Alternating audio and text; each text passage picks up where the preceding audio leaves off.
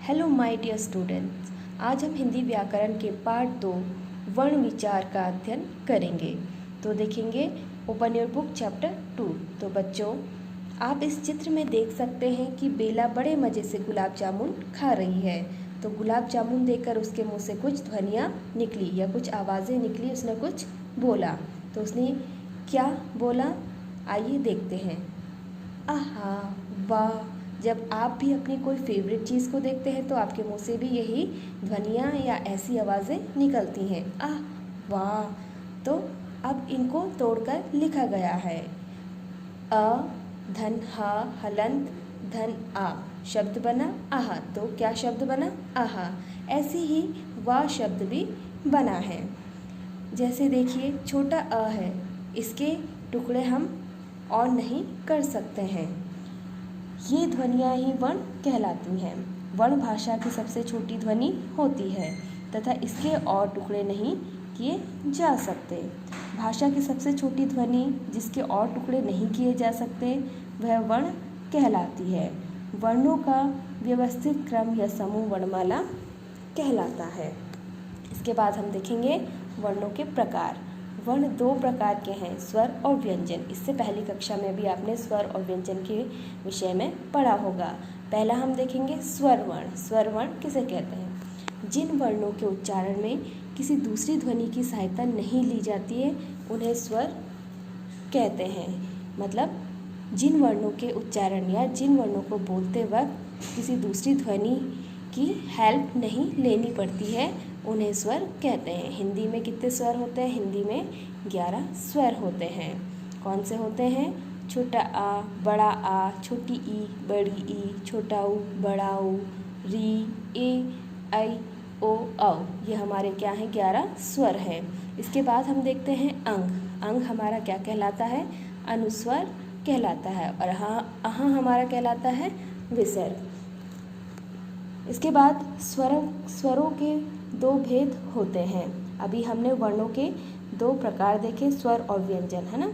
तो स्वरों के भी दो भेद होते हैं। आइए देखते हैं कौन कौन से होते हैं। पहला होता है हार्श स्वर और दूसरा होता है दीर्घ स्वर। हार्श स्वर किसे कहते हैं? जिन स्वरों के उच्चारण में कम से कम समय लगता है उन्हें हार्श स्वर कहते हैं। ये 4 हैं, अ, ई, उ, री। इनको बोलते वक्त क्या है? कम समय लगा, है ना।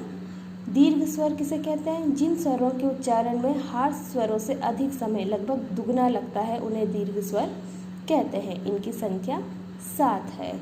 दीर्घ मतलब जिनको, दीर्घ का मतलब बड़ा, जिन्हें बोलने में हमें ज़्यादा समय लगे, हार्श स्वर से दुगना समय लगे, उन्हें हम दीर्घ स्वर कहते हैं। इनकी संख्या 7 है। आ, ई, उ, ए, आई, ओ, औ। तो ये हमारे क्या हैं? दीर्घ स्वर हैं। इसके बाद हम देखेंगे स्वरों की मात्राएं।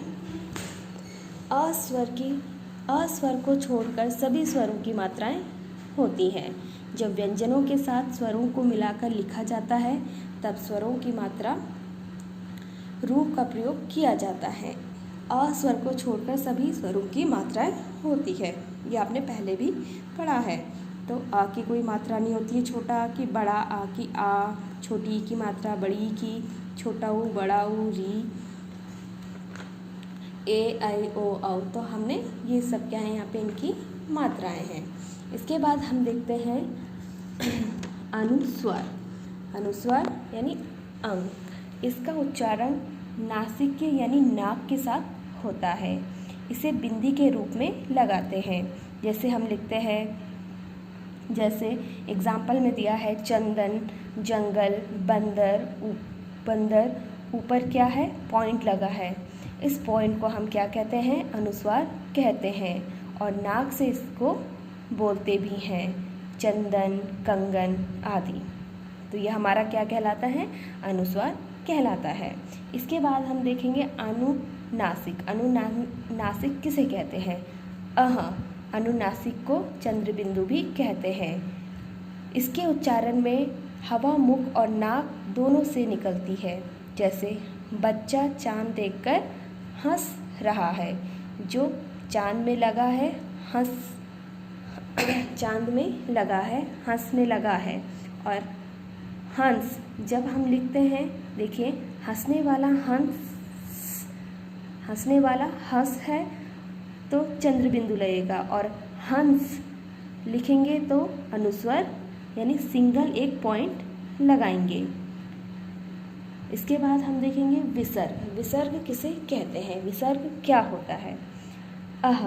जो 2 पॉइंट आगे लगे होते हैं, इसका उच्चारण ह जैसा होता, हल्के ह जैसा, ह भी बिल्कुल नहीं, ठीक है। ये शब्दों के अंत में लगता है। इसका प्रयोग संस्कृत के शब्दों में होता है, जैसे प्रातः, अतः, नमः आदि। इसके बाद हम देखते हैं नुक्ता। नुक्ता क्या है? नुक्ता किसे कहते हैं? नुक्ता क्या होता है? आपने देखा होगा कई वर्ड लिखा होता है, उसके नीचे एक छोटा पॉइंट दिया होता है, इसे हम निम्न बिंदु भी कह सकते हैं।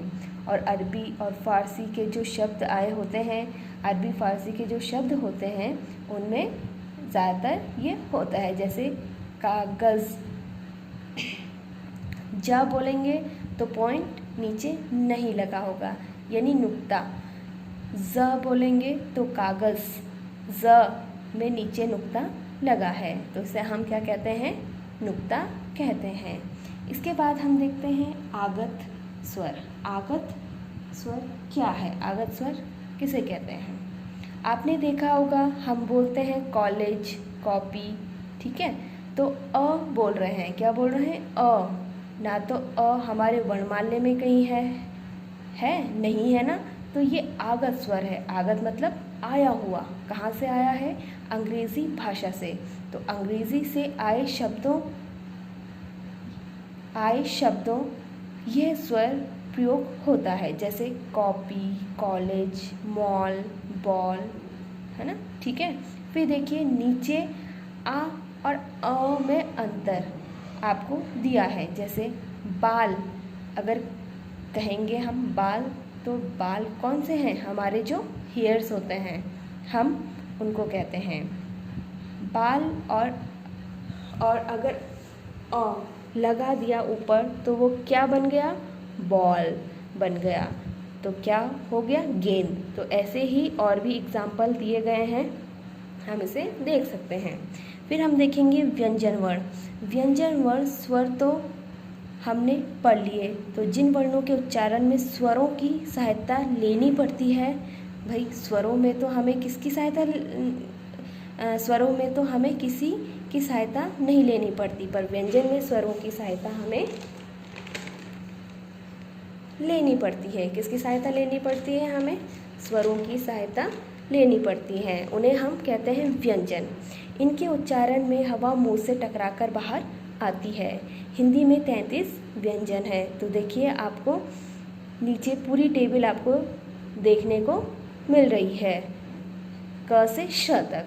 पहले देखेंगे क से म तक, जो होते हैं स्पर्श व्यंजन, जो क्या कहलाते हैं? हमारे स्पर्श व्यंजन। ये कहीं ना कहीं जब आप बोलते हैं क, ख, च, प, कुछ भी म तक, तो कहीं ना कहीं हमारी टंग स्पर्श कर रही होती है, हमारे मुंह में इधर उधर, तो उसको हम कहते हैं स्पर्श व्यंजन। फिर य, र, ल, व, ये होते हैं अंतस्थ व्यंजन। ये क्या कहलाते हैं? हमारे अंतस्थ व्यंजन। और श, स, ह होते हैं ऊष्म व्यंजन। ये हमारे कौन से व्यंजन होते हैं? ऊष्म व्यंजन कहलाते हैं। श, त्र, ज्ञ, श होते हैं संयुक्त व्यंजन। ये हमारे संयुक्त व्यंजन कहलाते हैं। अब देखिए 2 व्यंजन और भी है, ड और ढ। तो ड और ढ ये क्या है? अलग व्यंजन ये ड और ढ की श्रेणी में आते हैं, जैसे झुंड, डंडा। झुंड लिखा तो ड के नीचे पॉइंट नहीं है, लेकिन जब खड़ा लिखा तो ड के नीचे पॉइंट आ गया। तो ठीक ऐसे ही गड्ढा, तो ढ में तो पॉइंट नहीं है यहाँ, लेकिन पढ़ या बढ़, पढ़ना, बुढ़िया, नीचे और भी एग्जाम्पल हैं, इनमें नीचे पॉइंट लगाना है। लेकिन ये आपको पता रहे कि ड और ढ से कभी भी शब्द नहीं बनेगा, ये हमेशा वर्ड के बीच में ही आते हैं। ये हमेशा किसके बीच में आते हैं? वर्ड के बीच में ही आते हैं। इसके बाद हम देखते हैं संयुक्त व्यंजन। संयुक्त व्यंजन क्या है? जब दो भिन्न व्यंजनों के योग से एक नया व्यंजन बनता है तो उसे संयुक्त व्यंजन कहते हैं। इसमें एक व्यंजन स्वर रहित और एक स्वर सहित होता है। हिंदी भाषा में श, त्र, ज्ञ, श्र ये 4 संयुक्त व्यंजन हैं। संयुक्त व्यंजन का मतलब कई चीज़ों के मेल से बना होता है। तो जब दो भिन्न व्यंजनों के मेल से एक नया व्यंजन बने, अलग अलग व्यंजन उठाएं और उनका एक व्यंजन बनाया तो वह हमारा संयुक्त व्यंजन बन गया। उसमें हमारा एक स्वर रहित और एक स्वर सहित होता है। जैसे श, हिंदी भाषा में 4 संयुक्त व्यंजन है, श, त्र, ज्ञ और श्र। तो देखिए श किससे मिलकर बनता है?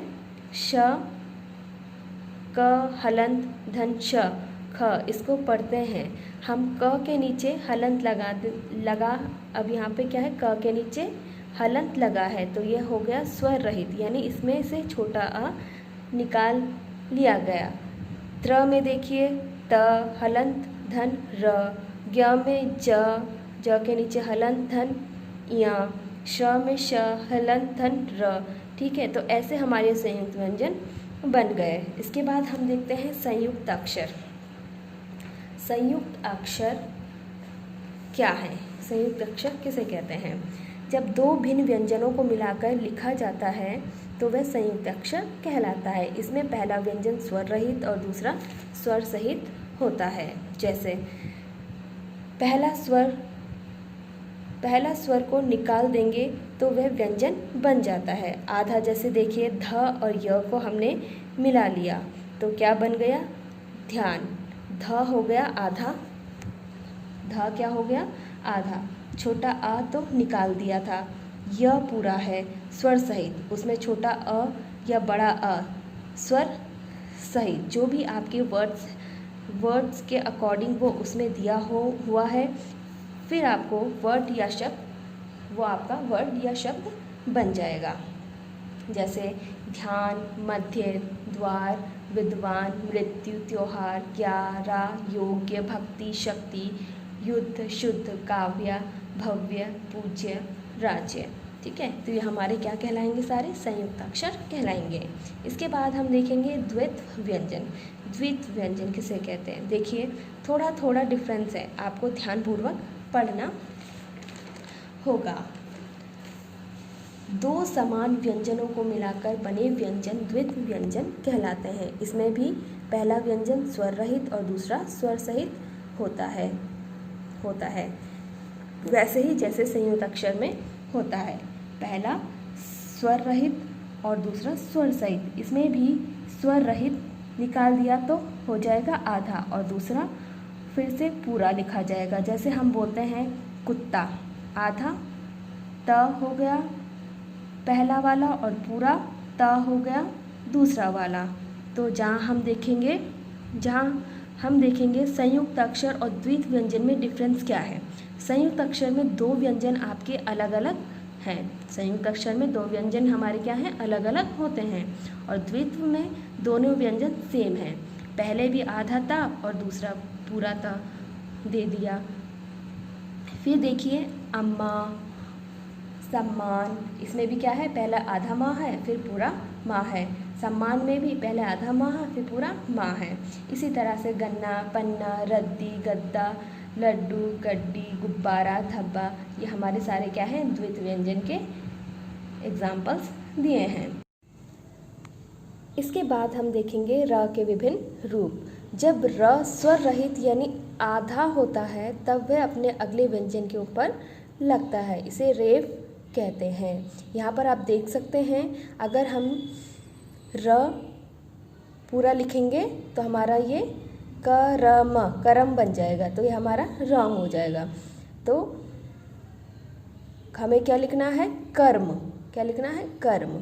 म के ऊपर हमने क्या, ऊपर र लगाया, तो हमारा शब्द बना कर्म। दूसरा कर्ण। जब र स्वर रहित यानी आधा होता है तब वह अपने अगले व्यंजन के ऊपर लगता है। इसके बाद है दूसरा, जब र स्वर सहित होता है यानी पूरा होता है। जब र स्वर सहित होता है यानी कि पूरा होता है तब वह अपने से पहले व्यंजन के नीचे व्यंजन की खड़ी पाई में लगता है। इसे पदेन कहते हैं। जैसे क्रम, क्रम, क में नीचे आप साइड में र लगा हुआ है, देख सकते हैं। वैसे ही दूसरे में भी लगा है। फिर देखते हैं ट और ड के साथ र जुड़ने पर र का रूप इस प्रकार हो जाता है। किसके साथ जुड़ने पर, ट और ड के साथ र जुड़ने पर र का रूप इस प्रकार हो जाता है। इसे भी पदे ही कहते हैं। जैसे आपने देखा है जब हम लिखते हैं ट्रक, ट्रक के नीचे क्या है, दो ऐसे लाइनें खींची होती हैं, उसको हम कहते हैं र। ट्रक, ड्रम, तो ये हमारे इसके नीचे क्या लगा है, ब्लू लाइन की आपको कलर से मात्रा दिख रही है, यह हमारी र की मात्रा है। इसके बाद हम देखेंगे वर्ण विच्छेद किसे कहते हैं। वर्ण विच्छेद क्या है, किसी शब्द के वर्णों को अलग अलग करके लिखना वर्ण विच्छेद कहलाता है। शब्द के वर्णों को अलग अलग तोड़कर लिखना कितने वर्णों से मिलकर लिखा हुआ है, तो वह कहलाएगा वर्ण विच्छेद। वर्ण विच्छेद का मतलब होता है अलग कर देना। पहला है आपका गुलाब, इसको समझ लीजिए कि आप कैसे करते हैं। सबसे पहले हमने लिखा ग, सबसे पहले हमने क्या लिखा, ग। फिर इसमें से स्वर को भी अलग कर देना है। फिर हमको इसमें से क्या कर देना है, स्वर को भी अलग कर देना है। ग, फिर इसको अलग करना है, स्वर को भी अलग करना है। उसमें से फिर छोटा ऊ लिखना है, उसमें फिर हमें छोटा ऊ लिखना है। ग में छोटा ऊ की पाई लगाएंगे तो छोटा ऊ हमने अलग कर दिया, तो ग के नीचे लग गया हलंत।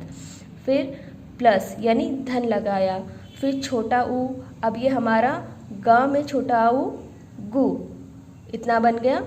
फिर प्लस ल आधा कर देंगे, हलंत लगा देंगे, फिर प्लस ल में बड़ी आ की मात्रा, तो बड़ा आ, फिर प्लस, फिर ब में हलंत लगाएंगे, आधा बा हो गया। और जिसमें कोई मात्रा नहीं होती है उसमें छोटा अ शामिल होता है, इसलिए प्लस लगाएंगे। फिर लास्ट में लिखेंगे छोटा अ, यानी इसमें कोई मात्रा नहीं है, तो आप समझे इसमें मात्रा है ही नहीं तो इसमें कुछ लिखना ही नहीं है। ऐसा बिल्कुल नहीं है, जिसमें मात्रा नहीं है उसमें छोटा आ शामिल होता है। ठीक है, अब आपको ये सारे अपने आप जो एग्जाम्पल हैं इसी तरह से आपको हल करने हैं। इसके बाद आपने क्या सीखा, कितना सीखा, इस चैप्टर से आइए देखते हैं। वर्ण भाषा की सबसे छोटी इकाई है। वर्णों के समूह को वर्णमाला कहते हैं। हिंदी वर्णमाला में 11 स्वर और 33 व्यंजन हैं। स्वर के दो भेद हैं, हार्श स्वर और दीर्घ स्वर। दो भिन्न व्यंजनों के योग से बना नया व्यंजन संयुक्त व्यंजन कहलाता है। दो भिन्न व्यंजनों को मिलाकर लिखना संयुक्ताक्षर कहलाता है। दो समान व्यंजनों को मिलाकर लिखने को द्वैत व्यंजन कहते हैं। प्रयोग के अनुसार र के रूपों को रेफ और पदेन कहते हैं। आई होप आपको ये चैप्टर समझ आ गया होगा। अगर आपको नहीं समझ में आया है तो आप इसे दोबारा से पढ़िए, अच्छे से समझिए और आपको आ जाएगा। ठीक है, okay, bye bye, thank you, have a nice day.